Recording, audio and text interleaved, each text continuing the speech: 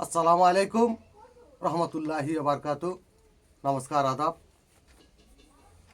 আমি অনপ্যাসিভের এক গর্বিত ফাউন্ডার। প্রথমে ছিলাম, এখন আমাদের নিয়ে চলেছে এস মুফারেসার ভিক্টোরি উইথ অ্যাসে। প্রত্যেকটা ফাউন্ডারকে আমি আরেকবার বলছি, প্রীতি, শুভেচ্ছা, আন্তরিক অভিনন্দন। পেনিক হওয়ার কোনো কারণ নেই। নতুন জায়গাতে আমাদেরকে নিয়ে যাচ্ছে।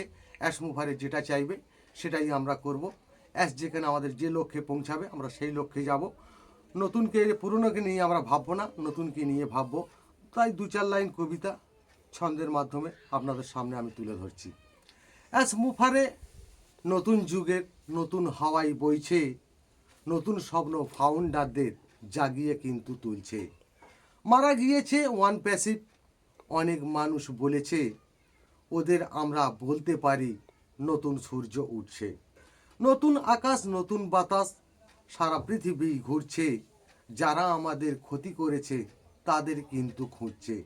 পেয়েছি আমরা খুঁজে তাদের মুখোশধারী মানুষ। মানুষকে এরাই মানুষ ভাবে না, সারা পৃথিবী জানুক।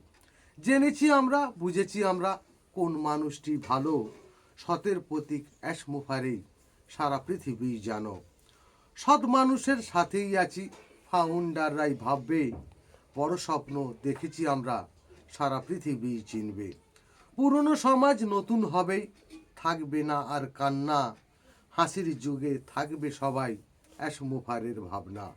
পথ আমাদের শেষের মুখেই, অ্যাশ মুফারেই বলছে লঞ্চ আমরাই করেই দেব এই পৃথিবীর বুকে।